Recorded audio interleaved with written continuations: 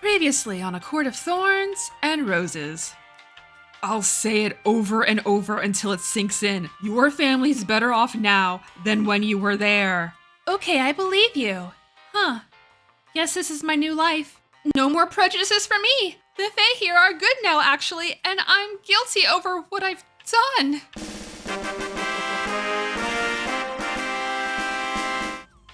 Feyre can't go back to sleep. She's restless. So she pitter-patters around the manor and maps out all the nooks and crannies for herself, just in case. Her messy squiggles and vague X markings look nonsensical to the average literate person, but since Feyre is practically illiterate, this is the best she can currently do. Feyre's kindergarten reading and writing level was casually dropped back in Chapter 2, so I had forgotten to specifically mention it then. Since Feyre is a third daughter to a socialite mother who already had her eggs settled in the Nesta basket, Feyre's education fell to the wayside. Then said mother placed all the familial burdens on that same forsaken child's shoulders before dying. Look, consistent logic doesn't seem to run through the Archeron's, or arguably Moss's, veins. We just gotta go with it. Don't worry about it. It's fine. The halls are full of all kinds of artwork, but it's too dim to admire any of it with an unbiased eye. Though she can return at a later well-lit time to do so. A whole lifetime spans ahead of her in this place. She'll fill it in somehow. Feyre steps into the entrance hall and marks it on her makeshift map, determined to commit the entire manor's layout to memory. But then, a whirling breeze from down the long hall catches her attention. At the threshold to the garden is the beastly Tamlin. He limps toward Feyre. Blood drips from him. His looming presence sucks all the air from the hall.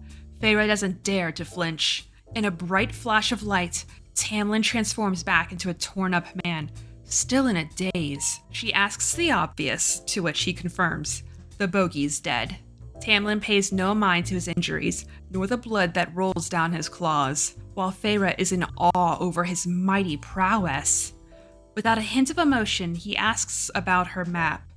Before she can elaborate on her answer, he compliments her adaptability despite not knowing how to write, something he assumes from gleaning upon her nonsensical scribbles.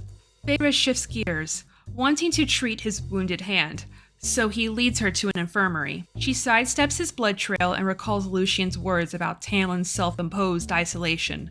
The thought of that burden fills her with pity. The coat closet they call an infirmary has only a sink and work table. When you're a race that can regenerate with immortal powers, you typically don't need more than the bare essentials.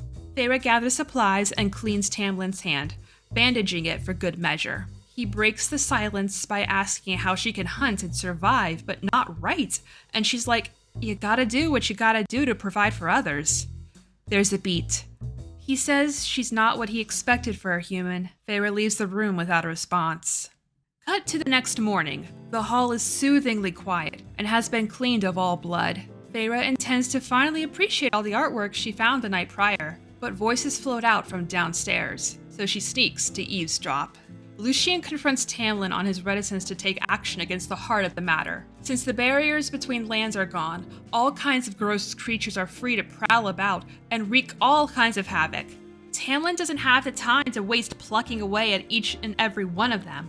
The two of them have a growling cat stare down, but Tamlin rank checks Lucien, asserting that he's deftly aware of what's happening around them, what's been lost, and what's left to lose. Feyre believes that the blight may be preventing Tamlin from taking the affirmative action he wants.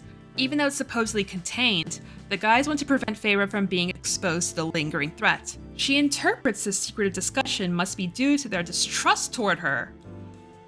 Girl, I don't think it's been 2 weeks, yet you're butthurt that the folk who have opened themselves so readily to you don't trust or value you enough?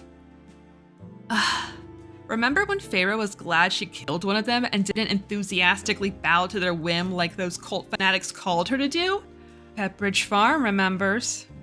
With the slip of a finger, Feyre inadvertently makes herself known. In an effort to break the tension, she asks Lucien whether he plans to go on a ride today. He softly declines, but throws Tamlin at her instead. And she's like, ah, shit. He seems just as stiff right then, saying he's willing to go whenever she is. Lucien leaves the two of them alone. Feyre gulps and asserts that she doesn't want to go on a hunt, as she really does hate it. So instead they stroll down the halls. Tamlin has had his mental reset, yet Feyre remains guarded. He thanks her for patching his hand up.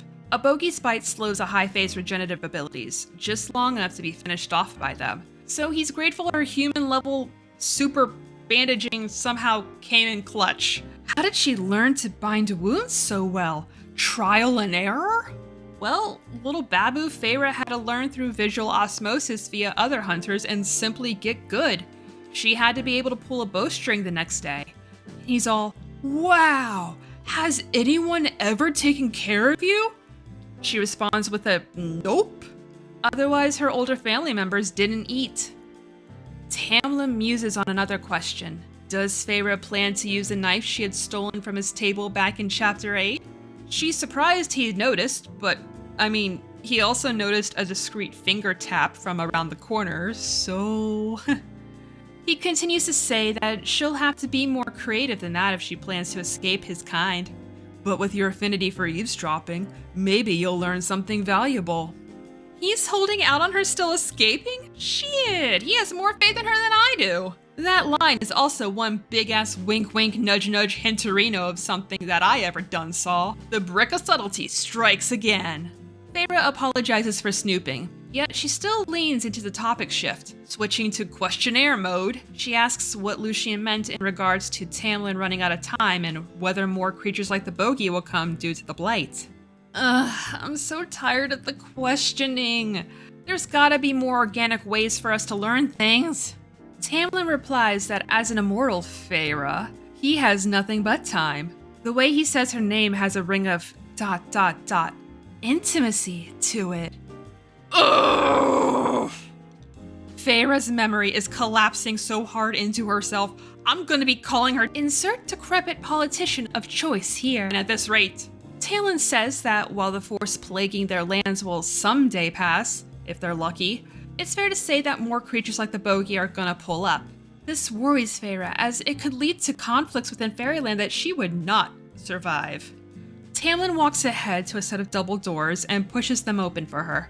Feyre takes mark on how his big, strong back muscles shifted under his clothes, and that also reminds her of what feats he's capable of and what he trained for. As requested, he says, the study. Wait, when did she request to see the study? Did I miss something? Feyre's stomach twists in anticipation. End of chapter. Seems like we're leaning more toward romance than fantasy now. I'm still shocked how easily Feyre had let the past die, so to speak. She made the spirit of the first few chapters completely meaningless, and it's like I'm reading a whole new story now. I kinda hate it here. And it still hasn't quite sunken in. The pace is considerably slower too. I get that Belle's gotta fall in love with her proverbial beast cause curse and all. I just feel that plotlines could have been interwoven better. I can already tell this book wasn't structured by a multitasker. It feels like the world has to ground itself to a halt so these minute moments can happen, leading to my boredom. Chugga chugga, chugga chugga, choo choo.